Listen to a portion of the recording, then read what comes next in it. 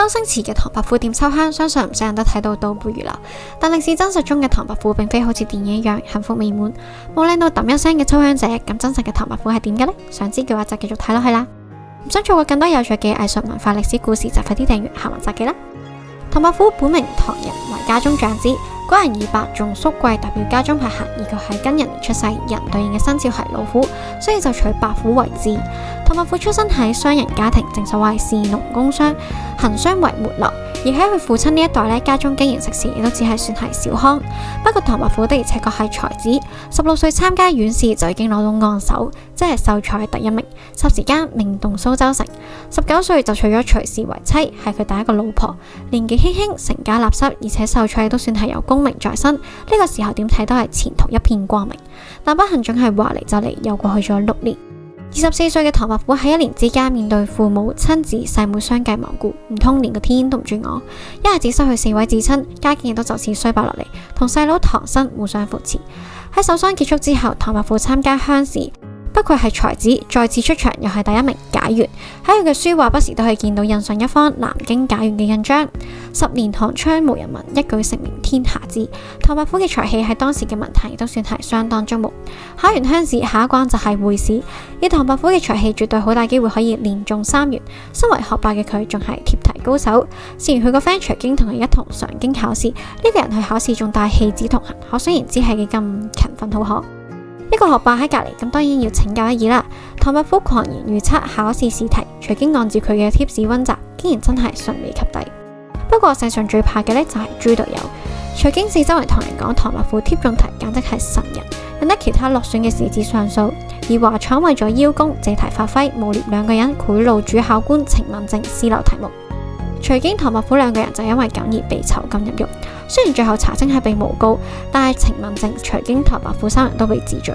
徐經同唐人就被罰終身不得再考科舉，除去光明借俾2個人縣衙小吏嘅職務，2人都不屑做一名小吏，情願辭職翻屋企。遭逢此禍，身為讀書人爭取功名嘅路就此中斷，從此絕意仕途，遊山玩水。而佢嘅第2任妻子何氏亦都因為呢次池魚之災選擇離佢而去，可以話係夫妻本是同林鳥，大難臨頭各自飛嘅真實寫照。雖然唐伯虎曾經縱情酒色，艷福不淺，但電影裏面嘅9個老婆並唔存在。佢嘅第3名妻子岑氏有傳名為9娘，傳嚟傳去竟然就講到佢有9個娘子啦。而唐伯虎後嚟喺蘇州同朋友借錢，又抵押咗自己嘅藏書，買咗世人皆知嘅《桃花塢》，用咗2年時間努力賣畫還清屋債。佢喺《桃花塢》創作出呢首經典作品《桃花庵歌》：桃花塢裏桃花庵，桃花庵下桃花仙。桃花仙人種桃樹，又摘桃花換酒錢。酒醒只在花前坐，酒醉還來花下眠。半醒半醉日復日，花落花開年復年。但願老死花酒間，不願鞠躬車馬前。喺戲中，唐伯虎扮病拒絕做寧王嘅幕僚，但歷史中嘅佢其實係接受咗寧王嘅聘請，只係到幕府先至發現寧王意圖謀反，唔願意再捲入其中，於是就詐傻扮癲。有傳佢甚至當眾除衫解手。唐伯虎發癲一事搞到人盡皆知，逼得寧王放佢返歸。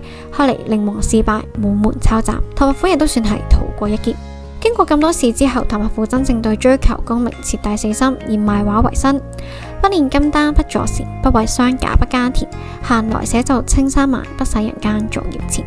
但佢在世嘅時候，佢嘅畫並不如電影一樣受千萬追捧。事實係，信是老天真欺我，無人來買線頭絲。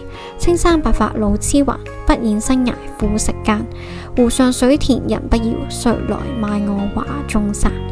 縱使生活艱苦，佢都一身傲氣咁話：天然興趣難無捨，3日無煙不覺飢。唐伯虎身為天下聞名嘅風流才子，但一生坎坷，成為落魄文人，最後潦倒收場。或者有天意路人，又有性格使然，有社會嘅推動，係一個時代嘅悲劇。一個有理想才華嘅讀書人，不甘淪落，喺世間掙扎嘅故事。最後改寫一首歌，名為《桃花仙》。如果大家中意今日嘅分享，請多多讚好轉發，多謝你觀看。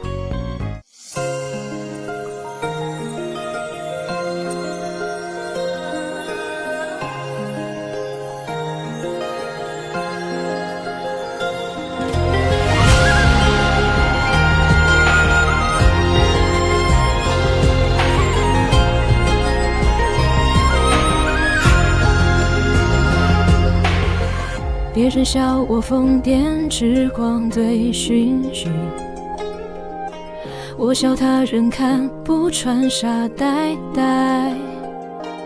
但愿酒醉长鞭，飞花落满怀。不愿白车马高台。满腹心事陈说与明月倾听。敬佩父母不负肩，佳云何成仙？知遇知火难辨，神仙明与剑。疏于怀念，不及醉变化前。我伴昨天狂风莫负，酒归去自饮绝。脚步轻半醉半醒，少年桃花酒笺。你相信世间头衔写，就连绵五月云天。此生一些悬变，情梦桃源。风